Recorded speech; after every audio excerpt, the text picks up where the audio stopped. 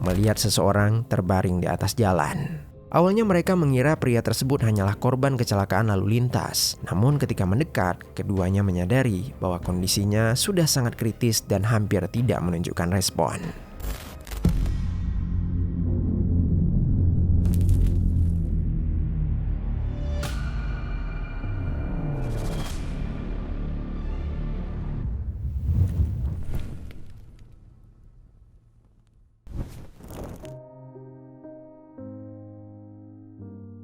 Halo pendengar kisah, selamat datang kembali di channel ini, tempat di mana kita akan membahas kisah-kisah kriminal nyata yang terjadi di seluruh dunia. Aku selalu doakan semoga kalian semua yang sedang menonton video ini dalam keadaan sehat walafiat dan dijauhkan dari mara bahaya.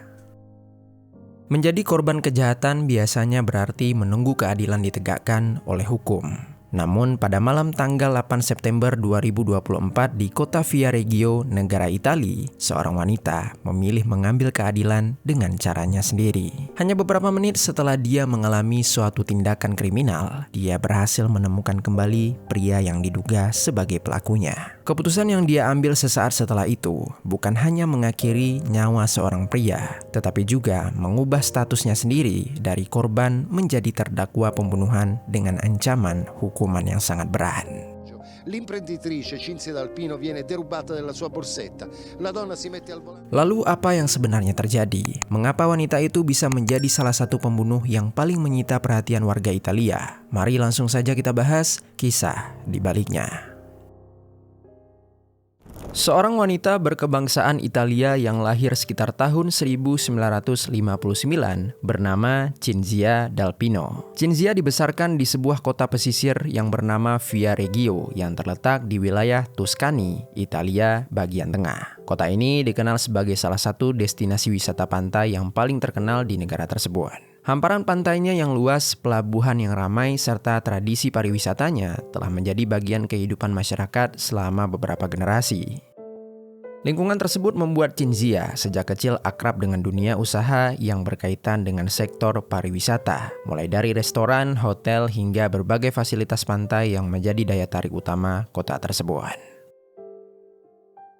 Cinzia menghabiskan masa remajanya di Viareggio bersama keluarga. Setelah menyelesaikan pendidikan dasar dan menengah, dia melanjutkan studi ke sekolah kejuruan dengan mengambil jurusan akuntansi. Pada masa itu, jurusan tersebut termasuk salah satu jalur pendidikan yang cukup bergengsi karena membekali para siswanya dengan kemampuan mengelola administrasi keuangan, pembukuan perusahaan, perpajakan, hingga manajemen bisnis.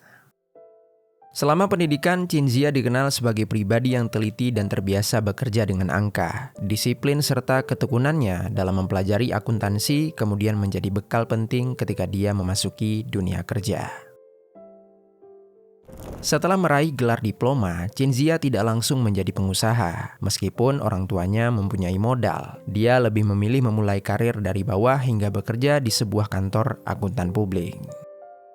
Di sana dia pun belajar bagaimana sebuah perusahaan dikelola serta bagaimana sebuah keputusan bisnis dapat menentukan keberlangsungan suatu usaha. Pengalaman tersebut perlahan membentuk cara pikirnya. Cinzia tidak hanya memahami teori pengelolaan keuangan, tetapi juga menyaksikan langsung berbagai tantangan yang sedang dihadapi banyak perusahaan. Dari sanalah dia belajar bahwa mengelola suatu keuangan adalah salah satu kunci untuk mendapatkan keberhasilan. Seiring waktu, kesempatan baru pun datang. Cinzia mulai terlibat dalam pengelolaan usaha wisata pantai, bidang yang memang sudah menjadi bagian dari kehidupan masyarakat Viareggio. Kota Viareggio memiliki tradisi panjang dalam mengelola stabilimenti balneari, yaitu fasilitas pantai yang menyediakan berbagai layanan bagi wisatawan. Mulai dari penyewaan payung dan kursi pantai, lalu ada juga restoran hingga area rekreasi keluarga. Berbekal pendidikan yang telah dia tempuh, Cinzia mampu mengelola usaha tersebut dengan rapi dan terorganisasi. Perlahan namun pasti, dia pun berhasil membangun reputasi sebagai seorang pengusaha sukses di sektor wisata pantai. Namanya semakin dikenal setelah mengelola Bagno Milano, salah satu fasilitas pantai yang cukup populer di kawasan Viareggio. Di bawah pengelolaan Cinzia, tempat itu menjadi tujuan banyak wisatawan yang ingin menikmati suasana pesisir Tuscany. Tetapi keberhasilan itu tidak dia raih dalam waktu singkat. Bisnis pariwisata sangat bergantung pada musim liburan, kondisi cuaca, hingga jumlah wisatawan yang selalu berubah setiap tahunnya. Berkat pengalaman panjang Cinzia di bidang administrasi dan juga keuangan, Cinzia mampu menjaga usahanya tetap bertahan sekaligus berkembang di tengah persaingan yang tidak mudah. Lalu, di luar kesibukannya sebagai seorang pengusaha, Cinzia juga membangun kehidupan keluarga. Dia telah menikah dengan seorang pria bernama Pier Luigi. Dari pernikahan itu, keduanya dikaruniai seorang putri yang menjadi bagian penting dalam kehidupan mereka. Meski aktif mengelola bisnis, Cinzia tetap menjalankan perannya sebagai istri sekaligus ibu. Dalam berbagai pemberitaan di Italia, dia kerap digambarkan sebagai wanita yang selalu tampil rapi, elegan, dan menjaga penampilannya di hadapan publik. Citra itu membuat banyak orang mengenalnya bukan hanya sebagai pebisnis sukses, tetapi juga sebagai sosok wanita sosialita yang tenang dan berkelas. Selama bertahun-tahun, nama Cinzia Dal Pino dikenal lewat kiprahnya di dunia usaha dan kerap menjadi sorotan media. Namun, takdir berkehendak lain. Pada suatu hari yang damai, semua itu berubah akibat sebuah tragedi. Sore hari menjelang malam hari, pada Minggu tanggal 8 September 2024, Cinzia meninggalkan rumah dengan mengendarai mobilnya bermerek SUV Mercedes. Malam itu dia berencana menghadiri sebuah makan malam bersama beberapa temannya. Dia kemudian menuju ke kawasan Pelabuhan Darsena yang masih terletak di kawasan Viareggio. Tak lama setelah tiba di restoran dan bergabung dengan teman-temannya, hujan mulai turun dengan begitu deras. Meski hujan mengguyur di luar, suasana di dalam restoran seafood yang bernama Damiro tersebut tetap terasa hangat. Cinzia bersama teman-temannya menikmati makan malam dengan suasana santai. Mereka menghabiskan waktu sambil berbincang dan menikmati kebersamaan. Lalu beberapa waktu kemudian, makan malam pun usai. Namun hujan di luar masih belum menunjukkan tanda-tanda akan reda. Malam sudah semakin larut. Cinzia sadar bahwa suami dan putrinya kemungkinan mulai mengkhawatirkannya jika dia belum juga pulang. Oleh karena itulah, tepat sekitar tengah malam, dia berpamitan kepada teman-temannya. Beberapa di antara mereka sempat menyarankan agar Cinzia menunggu hingga hujan sedikit mereda. Namun Cinzia tetap memilih untuk pulang di saat itu juga. Sebelum keluar dari restoran, Cinzia berdiri sejenak di dekat pintu masuk untuk melihat kondisi di luar. Setelah memastikan kalau hujan masih turun cukup deras, dia menghampiri salah seorang pelayan untuk meminjam sebuah payung. Dengan payung di tangannya, Cinzia berjalan seorang diri menuju ke area parkir di dekat jalan Via Copino yang letaknya tak jauh dari restoran. Jalanan kini jauh lebih lengang dibandingkan beberapa jam sebelumnya. Suara rintik hujan yang menghantam aspal diselingi kendaraan yang sesekali melintas menjadi satu-satunya suara yang menemani langkah Cinzia di malam itu. Sesampainya di area parkir, Cinzia membuka pintu mobilnya lalu masuk ke dalam kendaraan. Seperti kebiasaan banyak orang, dia terlebih dahulu meletakkan tas di kursi penumpang sebelah kanan. Saat itu mesin mobil belum dinyalakan, pintu kendaraan juga belum sempat terkunci secara otomatis. Semuanya terjadi hanya dalam hitungan detik. Secara tiba-tiba, seorang pria tunawisma bernama Nurdin Mesgui mendekati mobil dari sisi kanan. Tanpa memberi kesempatan kepada Cinzia untuk bereaksi, pria itu langsung membuka secara paksa pintu mobil yang ternyata belum terkunci. Situasi yang semula tenang seketika berubah kacau. Dengan gerakan cepat, Mesgui meraih tas yang berada di kursi penumpang. Ketika Cinzia hendak berteriak atau mencoba melawan, pria itu sempat mengancamnya. Setelah mundur beberapa langkah untuk memastikan Cinzia tidak mengejarnya, Mesgui langsung berbalik dan berlari meninggalkan lokasi. Peristiwa itu berlangsung sangat cepat. Hanya dalam hitungan detik, tas milik Cinzia sudah berpindah tangan. Di dalam tas tersebut terdapat berbagai barang-barang penting yang biasa dibawa oleh Cinzia dalam sehari-harinya. Melihat pelaku semakin menjauh, Cinzia segera menyalakan mesin mobil lalu keluar dari area parkir. Alih-alih melaporkan perampokan yang terjadi kepadanya, Cinzia pun memilih mengejar sendiri pria yang baru saja merampas tasnya tersebut. Mobil Cinzia melaju menyusuri jalan-jalan di kawasan Darsena. Sementara itu, Mesgui terus menjauh dengan berjalan kaki membawa tas hasil rampasan. Selama beberapa menit berikutnya, Cinzia terus menyisir kawasan tersebut. Hingga akhirnya di sepanjang jalan Via Copino, dia kembali melihat sosok Mesguy. Pria itu masih berjalan tergesa-gesa di trotoar sambil membawa tas curian. Tidak ada tanda-tanda bahwa dia menyadari bahwa wanita yang baru saja dia rampok kini telah berada tidak jauh di belakangnya.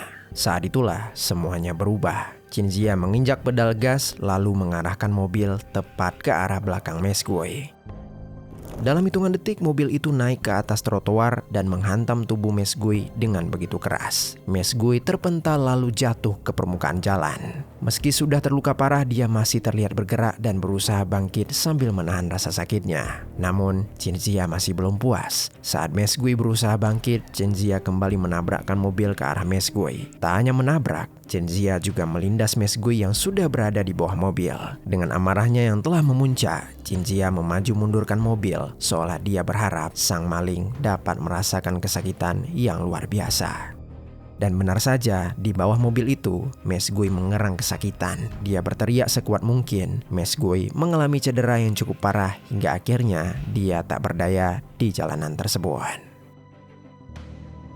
Setelah merasa puas, Cinzia menghentikan aksinya lalu turun dari mobil. Dia sempat meluapkan emosi kepada Mesguy dengan mengeluarkan kata-kata kasar. Lalu tanpa memperdulikan bagaimana kondisi Mesguy di saat itu, Cinzia langsung mengambil kembali tas miliknya yang terlempar di dekat Mesguy. Setelah itu dia kembali ke dalam mobil untuk menuju pulang ke rumah. Sementara itu di TKP, hujan masih terus mengguyur kawasan tersebut. Mesguy tetap tergeletak di tengah jalan tanpa seorang pun yang segera menyadari kondisinya. Lalu beberapa menit kemudian, sepasang suami istri yang sedang berjalan kaki melihat seseorang terbaring di atas jalan. Awalnya mereka mengira pria tersebut hanyalah korban kecelakaan lalu lintas. Namun ketika mendekat, keduanya menyadari bahwa kondisinya sudah sangat kritis dan hampir tidak menunjukkan respon. Dalam kondisi panik, mereka segera menghubungi layanan darurat. Tak lama kemudian, petugas kepolisian bersama tim medis tiba di lokasi itu. Area yang masih di sekitaran pelabuhan langsung diamankan, sementara tim medis berusaha memberikan pertolongan darurat kepada korban. Namun karena luka yang dialami Mesguy terlalu parah, Mesguy pun akhirnya dinyatakan meninggal dunia di tempat kejadian perkara.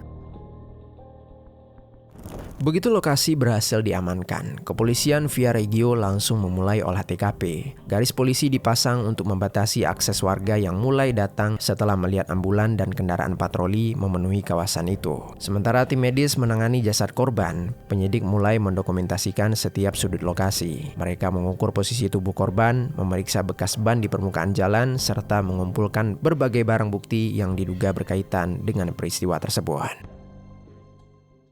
Tak butuh waktu lama bagi polisi untuk mengetahui siapakah korban sebenarnya. Pria itu bernama Nurdin Mesguy, berusia 52 tahun, asal kota Casablanca, negara Maroko.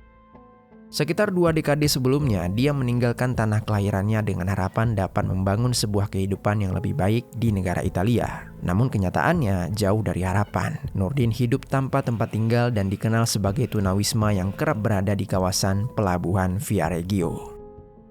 Karena tidak memiliki pekerjaan tetap maupun dokumen izin tinggal yang sah, dia menjalani kehidupan yang serba sulit. Saking sulitnya, dia terus mengemis agar bisa membeli makanan. Namun meski begitu, beberapa kali dia juga sempat tercatat berurusan dengan aparat akibat tindakan kriminal yang ringan. Di kampung halamannya, Nurdin meninggalkan sebuah keluarga besar. Dia merupakan anak kelima dari 8 bersaudara, dan dia menjadi satu-satunya anggota keluarga yang memilih merantau ke negara Italia. Selama bertahun-tahun, keluarganya beberapa kali memintanya untuk pulang ke Maroko. Namun, Nurdin tidak tahu bagaimana caranya, sehingga dia pun tetap bertahan. Dia berharap suatu hari dia akan mendapatkan pekerjaan yang layak dan bisa berubah menjadi orang yang lebih baik. Sementara identitas korban telah dipastikan, penyidik mulai mengumpulkan rekaman kamera CCTV dari berbagai titik di sekitaran Via Copino dan kawasan Darsena. Dari rekaman tersebut, mereka berhasil mengidentifikasi sebuah mobil merek SUV Mercedes berwarna putih yang terlibat dalam insiden. Melalui penyelidikan lanjutan, identitas pemilik kendaraan segera diketahui dan mengarah kepada Cinzia Dalpino.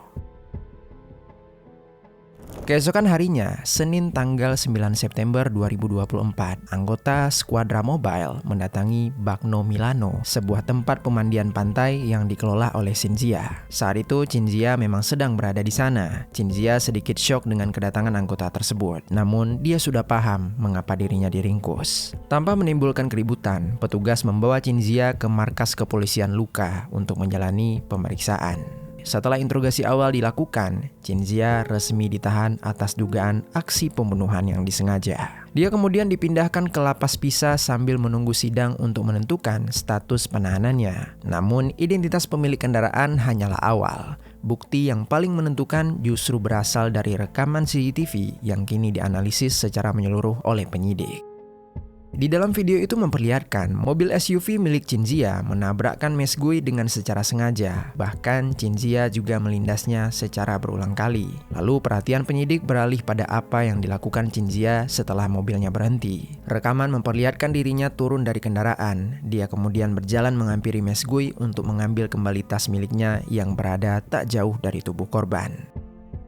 Selama rekaman CCTV itu diputarkan, penyidik tidak menemukan adanya upaya dari Cinzia untuk memeriksa kondisi korban, memberikan pertolongan maupun menghubungi layanan darurat. Selama proses pemeriksaan, Cinzia mengaku kalau tas miliknya memang baru saja dirampas oleh Mesguy sesaat sebelum kejadian. Dia bahkan juga mengaku saat Mesguy melakukan perampokan, dirinya sempat diancam dengan menggunakan sebuah pisau, dan ancaman itulah yang membuat dia bertindak secara spontan. Pernyataan tersebut kemudian menjadi salah satu fokus utama penyelidikan. Tim forensik bersama penyidik melakukan pemeriksaan menyeluruh terhadap tubuh korban, pakaian yang dikenakannya, serta area di sekitaran lokasi. Mereka berusaha memastikan apakah benar terdapat senjata tajam pada korban seperti yang disebutkan oleh Cinzia. Namun setelah seluruh proses pencarian selesai dilakukan, polisi tidak menemukan pisau maupun senjata tajam apapun baik di tubuh korban maupun di lokasi kejadian. Lalu selain itu, hasil otopsi juga memberikan gambaran yang lebih jelas mengenai penyebab kematian Nurdin Mesguy. Tim forensik menyimpulkan bahwa korban meninggal akibat trauma multiple, yaitu cedera berat pada berbagai bagian tubuh yang disebabkan oleh benturan dan juga lindasan kendaraan. Kesimpulan tersebut sejalan dengan rekaman CCTV. Bagi penyidik, kecocokan antara temuan medis dan bukti visual semakin memperkuat dugaan bahwa kematian korban bukanlah disebabkan oleh suatu tabrakan semata, melainkan ada suatu niat yang dilakukan untuk menghabisi korban. Selain mengumpulkan bukti fisik, penyidik juga mendalami kondisi psikologis yang dialami Cinzia pada saat kejadian. Pengadilan kemudian menunjukkan tim ahli yang terdiri dari seorang neurolog dan juga psikiater untuk melakukan pemeriksaan medis terhadap Cinzia. Tujuan pemeriksaan itu untuk memastikan apakah pada saat kejadian Cinzia mengalami gangguan kejiwaan yang dapat memengaruhi kemampuan berpikir maupun mengendalikan tindakannya. Lalu setelah melalui evaluasi yang cukup panjang, tim ahli menyimpulkan kalau Cinzia tidak mengalami gangguan apapun. Cinzia memiliki kapasitas mental yang utuh di saat kejadian. Dia sadar betul terhadap apa yang sedang dia lakukan dan mampu memahami akibat dari setiap tindakannya pada malam itu. Menurut jaksa penuntut umum yang bernama Sarah Polino, tindakan Cinzia tidak lagi dapat dikategorikan sebagai pembelaan diri yang terjadi secara spontan. Jaksa berpendapat bahwa ancaman terhadap Cinzia sebenarnya telah berakhir ketika Mesguy membawa tasnya dan berjalan meninggalkan lokasi. Dengan kata lain, situasi yang mengancam keselamatan Cinzia sudah tidak lagi berlangsung. Oleh karena itu, keputusan untuk mengejar Mesguy dinilai bukan sebagai upaya untuk melindungi diri, melainkan tindakan untuk menghukum pelaku. Dalam persidangan, tindakan itu disebut sebagai private justice, yaitu ketika seseorang mengambil alih peran penegak hukum dan menjatuhkan hukuman menurut versinya sendiri. Untuk memperkuat dakwaan, jaksa menghadirkan sejumlah alasan yang dianggap memberatkan. Pertama, mobil yang dikemudikan oleh Cinzia dinilai telah digunakan sebagai alat yang mematikan. Kedua, korban berada dalam posisi yang sangat rentan. Mesguy ditabrak dari arah belakang saat sedang berjalan kaki pada malam hari, sehingga hampir tidak memiliki kesempatan untuk menghindar ataupun mempertahankan diri. Ketiga, jaksa menilai tindakan tersebut merupakan bentuk pembalasan yang jauh melampaui tindakan perampasan yang baru saja terjadi. Berdasarkan seluruh pertimbangan itu, jaksa penuntut umum meminta kepada hakim agar Cinzia dijatuhi hukuman penjara seumur hidup. Lalu di samping itu, tim kuasa hukum Cinzia tetap mempertahankan pembelaannya. Mereka menegaskan bahwa kliennya bertindak dalam kondisi panik setelah baru saja menjadi korban perampasan dan ancaman. Menanggapi pertanyaan mengapa Cinzia tidak segera menghubungi pihak kepolisian atau layanan darurat, tim pembela menjelaskan bahwa ponsel Cinzia di saat itu berada di dalam tas yang sempat dirampas. Oleh karena itulah, saat kejadian dia tidak memiliki sarana untuk meminta bantuan. Saat itu Cinzia juga menyampaikan kepada penyidik bahwa dirinya mengira Mesgui hanya terjatuh atau pingsan dan akan kembali bangun. Itulah alasan mengapa dia memilih meninggalkan lokasi setelah berhasil mengambil kembali tasnya. Setelah mempertimbangkan seluruh fakta yang terungkap selama persidangan, Pengadilan Azize Luka akhirnya menjatuhkan putusan pada bulan Juni 2026.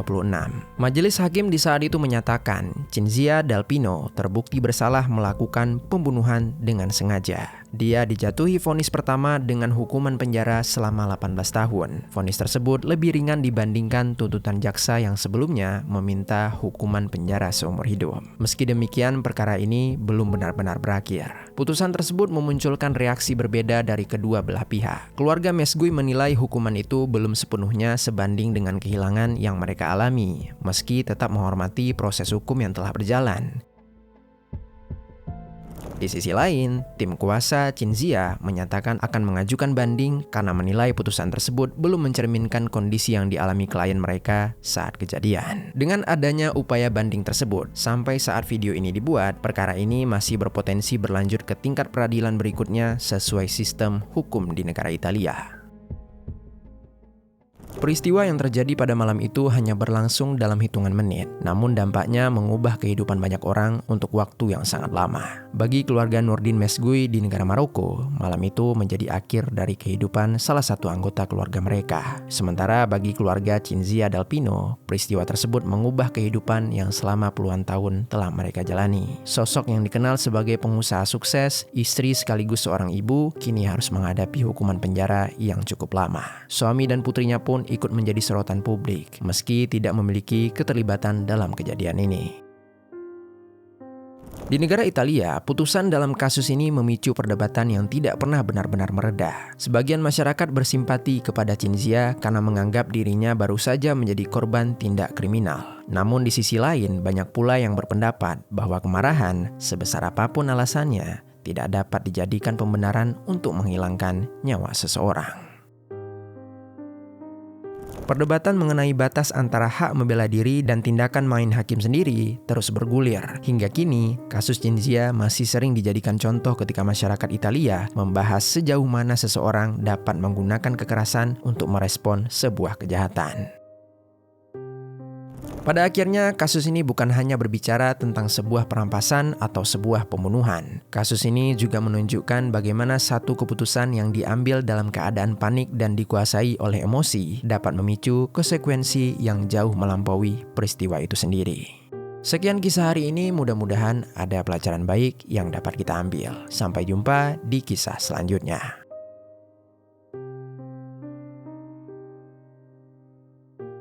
Pendengar kisah, sebelum kita lanjut, kami mau rekomendasiin salah satu produk yang bisa kalian beli di fitur belanja di bawah.